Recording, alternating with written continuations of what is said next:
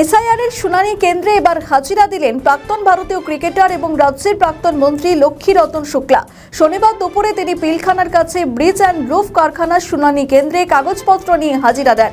এদিন তিনি বলেন, গত 7ই জানুয়ারি নির্বাচন কমিশনের কাছ থেকে তিনি শুনানির জন্য নোটিশ পান, আর সেই অনুযায়ী আজ শুনানিতে এসেছেন।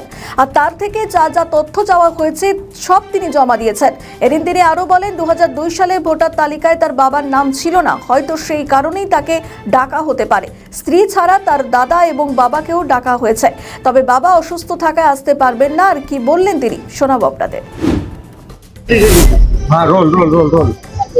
দাদা, আজকে আপনাকে শুনানিতে ডেকেছে, কি বলবে? না কিছু না, এটা সবাইকে ডেকেছে। আর নিয়ম যেটা হচ্ছে সবার জন্য এক, আমিও একটা নিয়মের মধ্যেই পড়ি, আপনারা সবাই এক নিয়মের মধ্যে পড়েন। আর আমরা সবাই সাধারণ। আর আমি আশা করি কি এই যে শুনানি হচ্ছে যেন পুরো পজিটিভ হোক, আর কারো জেনুইন কোনো জিনিস না বাদ যায়, এটাই আশা করি। আর যেভাবে দেখলাম সিস্টেমটা, যেভাবে দেখলাম সবাই বিএলও থেকে নিয়ে সবাই খুব ভালোভাবে কাজ করছেন। আর আমাকে ডাকা হয়েছিল, আমি নিজের কাজ করে চলে গেছি, এবার ওনারা ওনার কাজ করবে। না, আমাকে ডাকা হয়েছিল, আমি এসেছি। মানে আমাকে যা যা চেয়েছে আমি এসে দিয়ে দিয়েছি। আপনি কি দিলেন দাদা? আমি সবকিছু দিয়েছি, যা যা ছিল, পাসপোর্ট ছিল, অ্যাডমিট কার্ড ছিল, সবকিছু দিয়ে।